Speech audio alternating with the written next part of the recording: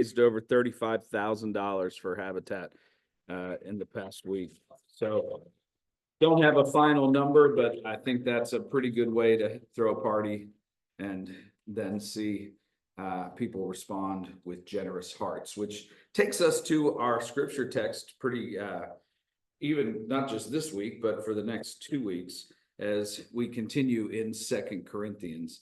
As you might remember, Eric taught us that 2 Corinthians. Am I doing this wrong again? I still think it's just a placebo up here. I just think. So he reminded us it's like the alumni magazine, and a shout out to this alumni group this week, especially. You got to, enjoy it while you can, right? And so, that he says, the first 6 chapters are the alumni magazine. And then in chapter 8, we begin the fundraising letter. The letter that you get inviting you to be more generous.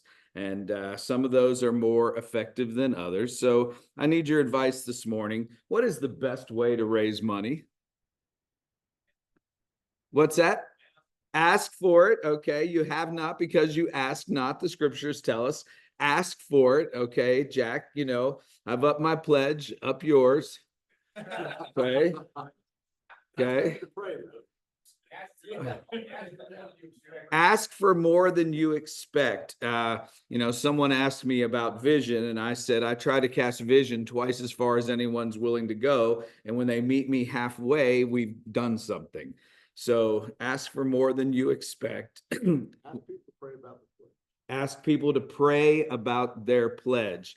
I'm going to give them back whatever you gave, and I'm just going to give you back what you did and ask you again. I was at a fundraiser one time where everyone gave their pledges, and then someone got up and spoke, and then they gave out pledge cards a second time to see if people's hearts and minds had been changed. Okay. What else? I think Frank Harrison 1 year Peachtree Presbyterian said, "You didn't understand." I said 10 million. Oh, Frank Herron went back and said, "You didn't understand 10 million." Based on our demographics, are giving a tithe from this church. Any idea what a tithe from this church would be if all the members, not just the ones who are active, but if all our members gave a tithe? Do you know what our budget would be? $20 million is correct. Our annual budget would be over $20 million if this church tithed, and we're right around 4. But that's that. So I think inspiration is the best way to raise money. I worked with a senior pastor who said if you have to ask for it, you're not doing the rest of your job. And I've always tried to live that way. But sometimes you do have to ask. Sometimes you have to ask. And I think a direct ask, as Jack pointed out, is a great way to start. I don't think guilt is the best way to go. I don't think shame is the best way to go. Paul thinks a competition is the best way to go. That's the way Paul lays it out. Paul says there ought to be a competition. So I just ask you to turn to the table, tell them what you're giving, and see if you need to do better. Because they say peer pressure is one of the best ways to help people give more. You can send a letter, which is what Paul does. And he sends that letter to begin a bit of healthy competition, not to put guilt or shame on people, but to get them to know what other people are doing.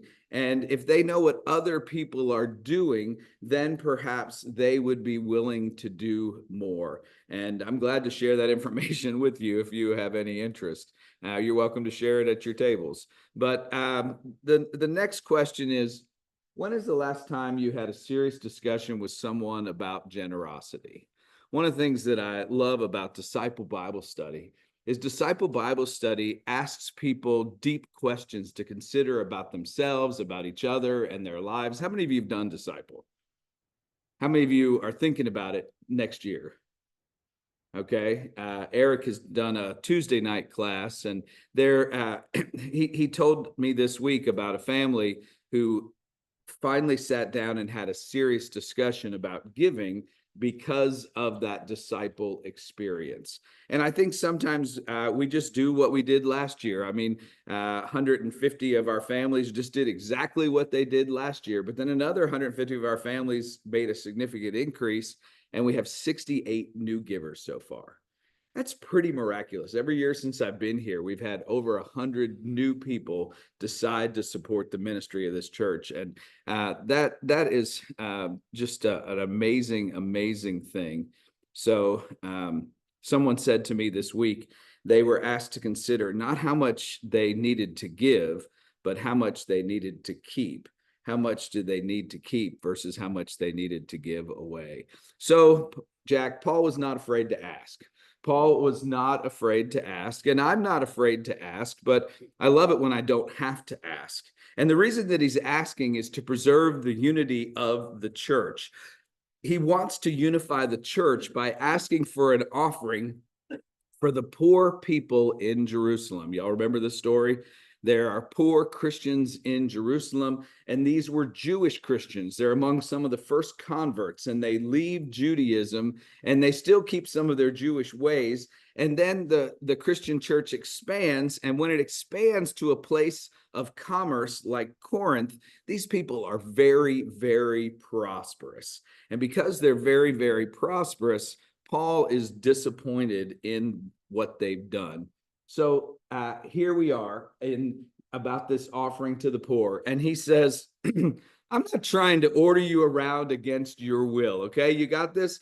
I'm not trying to order you around against your will. My daddy always taught me, you don't have to protect people's wallets. They do a good enough job of that themselves. I'm thinking Sunday morning, I'm just going to get the offering plate and take it around and see if you'll put your wallet in. And because that was one of Wesley's questions is, has your preaching changed people's pockets? Isn't that interesting? He also asks all his pastors, why is it the people under your care are no better? That's a harsh question to have to answer as a pastor. I'm not trying to order you around against your will, but by bringing in the Macedonians' enthusiasm as a stimulus to your love, I'm hoping to bring the best out in you. The Macedonians were poor Yankees. They lived up north of the Corinthians, and they did not have the seaport. They did not have the commerce. They did not have the wealth. But because of their faithfulness, they took up a large offering, more than they ever thought they could have. And now Paul is saying, folks, your neighbors to the north, those people in Tennessee, were able to put together more money than you. Those people in North Carolina put more money than you. Georgia, what are you thinking? Georgia, by bringing in the Macedonians' enthusiasm as a stimulus, I'm hoping to bring out the best in you. And then he appeals not only to the Macedonians' generosity, he talks about Christ's generosity, God's generosity for us in Christ. You're familiar with the generosity of Jesus, right? He's like, you remember this? And he's trying to help them to remember what he taught them originally, because he's really walking on eggshells with these people at this point. And so he's trying to come from the perspective of inspiration and enthusiasm. You are familiar with the generosity of our Master Jesus Christ. Rich as he was, he gave it all away for us. In one stroke, he became poor and we became rich. This is an ask, not an order. It's a plea. And he's using the story of someone else's enthusiastic giving to get you to do your best. And so here we have this picture. Anybody been to North Macedonia? Okay, a couple of y'all. I was surprised as the boats went along at the Olympics when North Macedonia is a country now. I didn't even know that. I was like, North Macedonia is a country? Because I've always loved Macedonia. Do you know why? Thank you, Philip of Macedonia. That's what I was called by my neighbor every day. Philip of Macedonia. And I'm like, I don't know what that means. And he's like, you're the father of Alexander the Great. And so he was trying to teach me that at a young age. So whenever I hear Macedonia, my heart sings. It was changed from the Republic of Macedonia to the Republic of North Macedonia back in 2019. So in case you missed it, I'm here to update you on world geography. And if you get a sense of where this is modern day Corinth. It's about an 8-hour drive. And imagine how long it would have taken back in those days for Paul to traverse that sort of geography. But it's about an 8-hour drive. You go from Corinth to Athens, and you go up along the seashore, and then you get there. And so you can see why they would have been much poorer than the seacoast community. Does that make sense? And that's why Paul is so impressed by what the Macedonians have been able to do. And he says, there's no comparison, but if you want to compare our endowment, Roswell United Methodist has an endowment of about $15 million, and Peachtree Road has an endowment of $25 million, and we sit where? In between them, right? We're in between the two of them, and so if they're there, we should be in between them, yes. And so our endowment should be about, that's just math, right? It's just math. And so this is our endowment. What do you guess? 5? It's right at $1 million, friends. Right at $1 million. Now, we have raised so far $6 million for people when they pass. They have dedicated $6 million.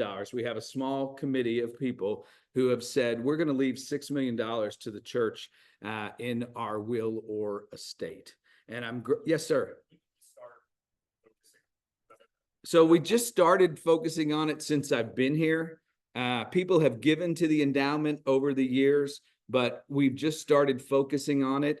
And I keep getting shot in the foot because we've spent like a year and a half trying to put together materials. And then the thing was, let's wait till after General Conference. And then people said, let's wait till after the election. And it just feels like, and then let's wait till our wedding policy is finished. And so you don't want to go out and ask for money and then someone tell you they're leaving, or make a commitment and then take that commitment back. And so I'm ready to go make these visits, and I'm going to start going to make some of these visits. And some of our people have been trained to go with me or go as individuals to do that.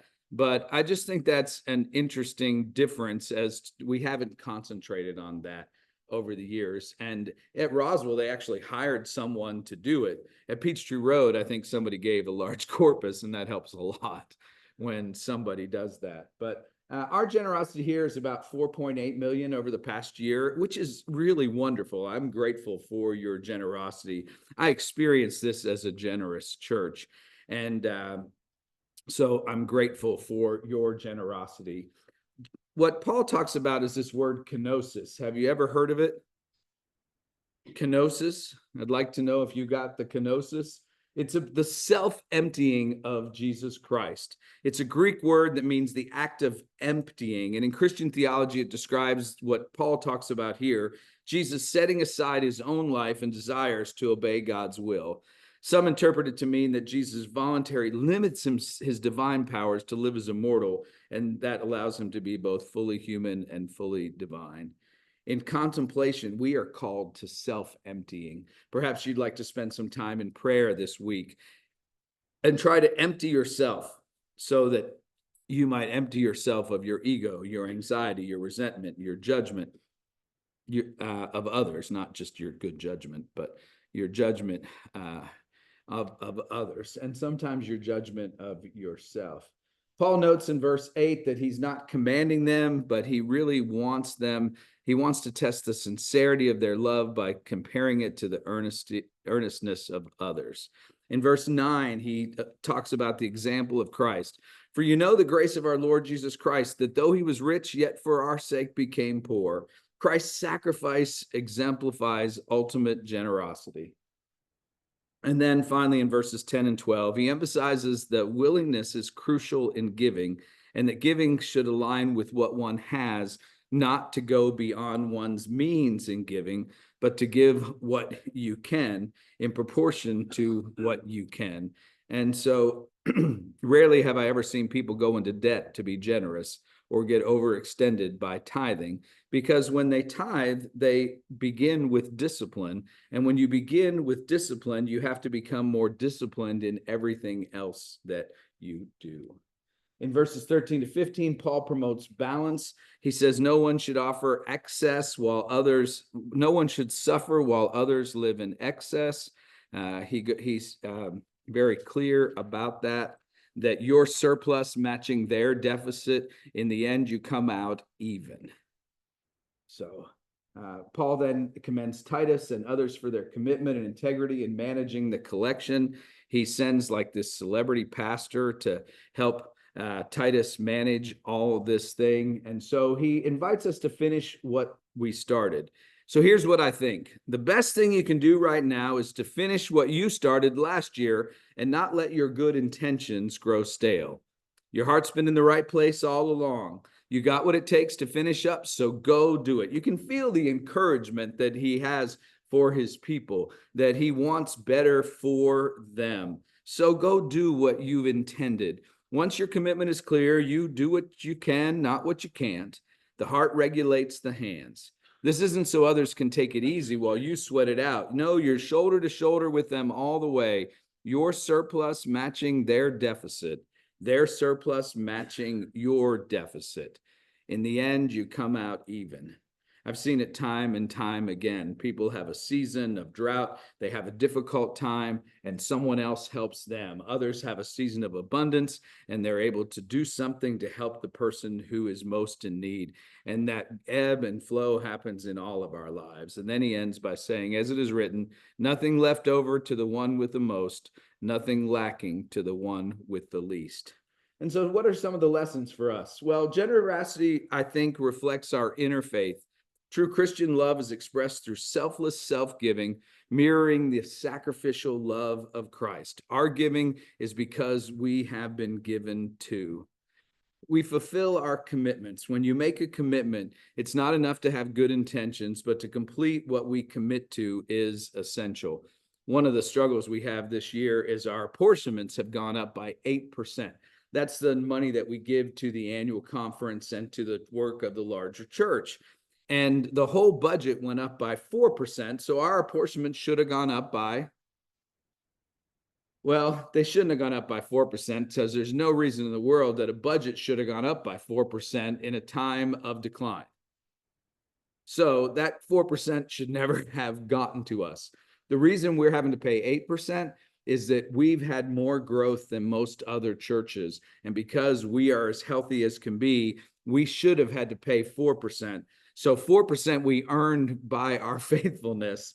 The next 4%, I think, was a mistake by the annual conference, and they should have cut the budget. They knew that we were losing 29% of our giving as an annual conference, and so they cut the budget by 25%, and they should have cut the budget by 29%. But I don't think anybody thought it through until we got our bill. And then people were like, let me go back and see what we did at annual conference. And some have said, well, just don't pay it. Just don't pay the extra 4%. But I'm one of these people, you follow through on your commitments. And when you follow through on your commitments, it's not enough to have good intentions, and you try to complete what we commit to. So although they've said, just do what you can, that's just not how I'm wired. Does it? I want to, yes, Mark. It's really interesting. Yeah, it's really interesting, Mark. That's a great question. You are the exception. Our people who make estimates of giving in this church exceed and have exceeded for the last several years what those estimates of giving are. And that is absolutely miraculous. So I think Roger could give you the exact totals, but since I've been here, the people who make an estimate of giving have given at the rate of 101%. Thank y'all. The people who made estimates of giving have more than done their share of estimates of giving. The thing that we're lagging behind on right now is not the people who've made estimates of giving. It's our unexpected sort of loose plate, non-pledge giving. We thought that would be close to $1 million, and it's probably going to be closer to 800 to 843,000. Not that we're paying attention, but that's.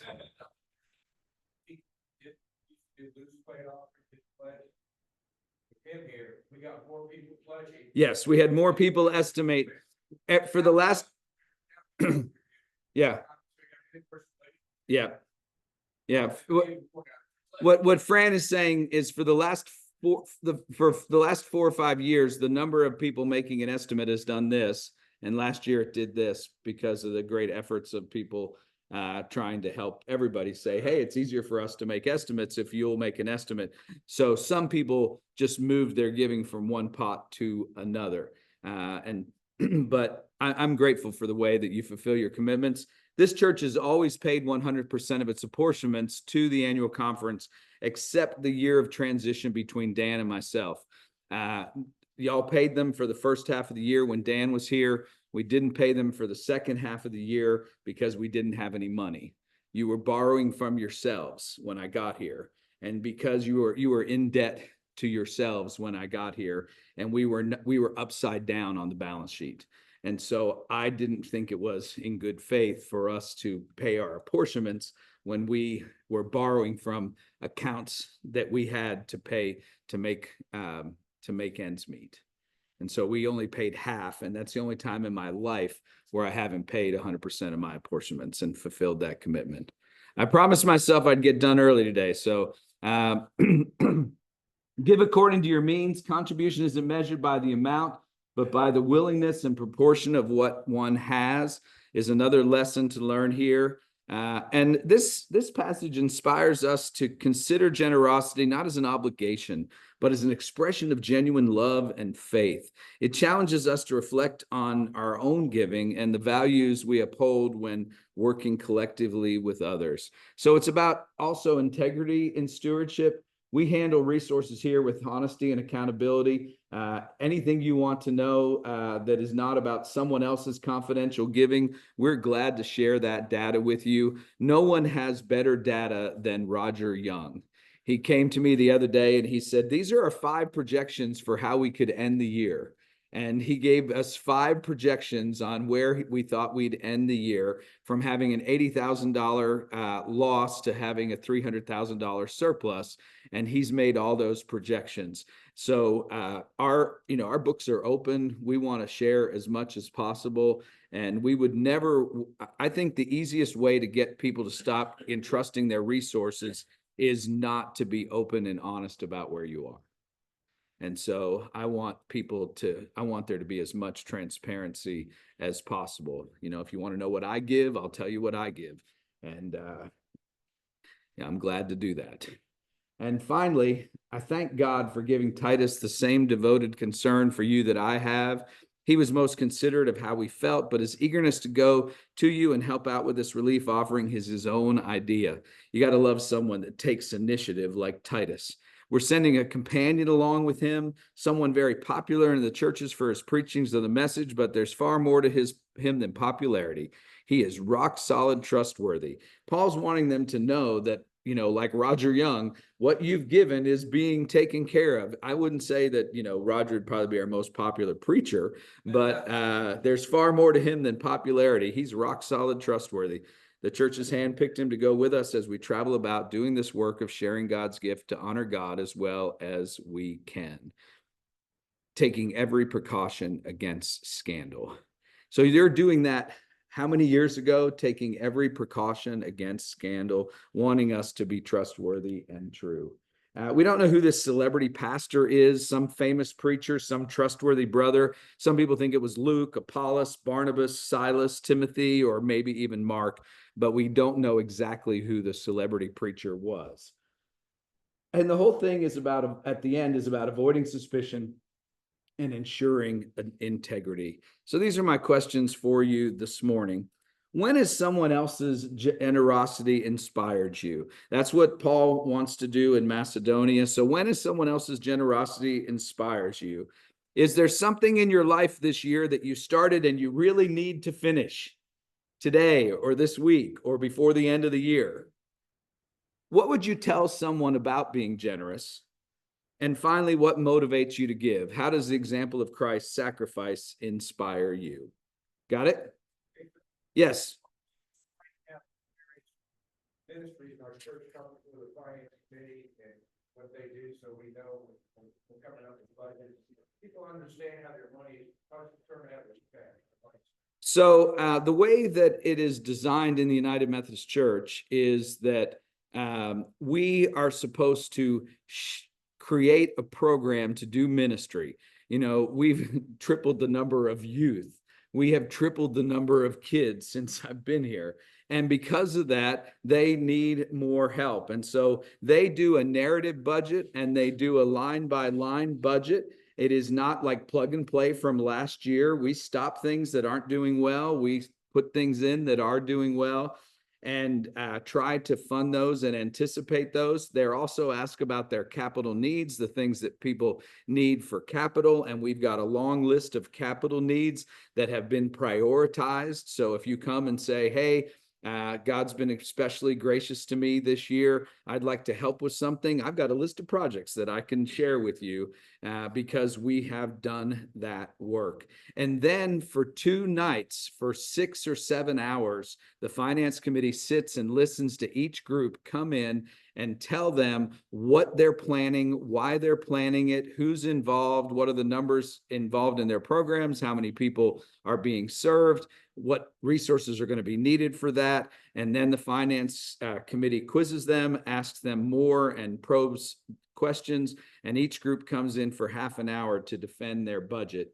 And then the finance committee, since I've been here, has been able to fund the entire ask of any group, which is miraculous. And I thank you for that. This year, it's not going to quite be that way, is my guess. We've got about a $300,000 gap between where we want to be and where the budget would be balanced. And we're not going to create a deficit budget. I'm a fiscal conservative. I want to make sure that we have the money that we say that we're going to have.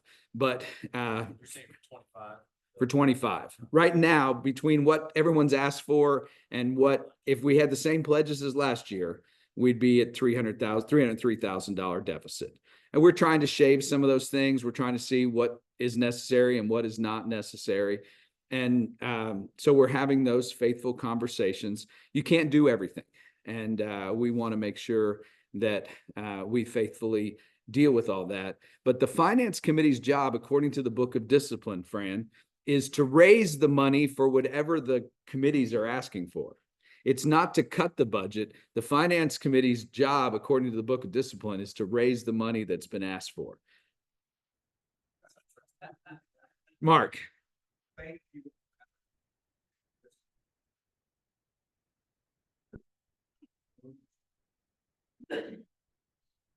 Oh, when I got here, y'all owed about $600,000 to yourselves. So you were borrowing from accounts you were borrowing from restricted funds to pay your current budget. And I want that to be, I want every dollar that you gave to be in the account that you gave it to at the end of the year.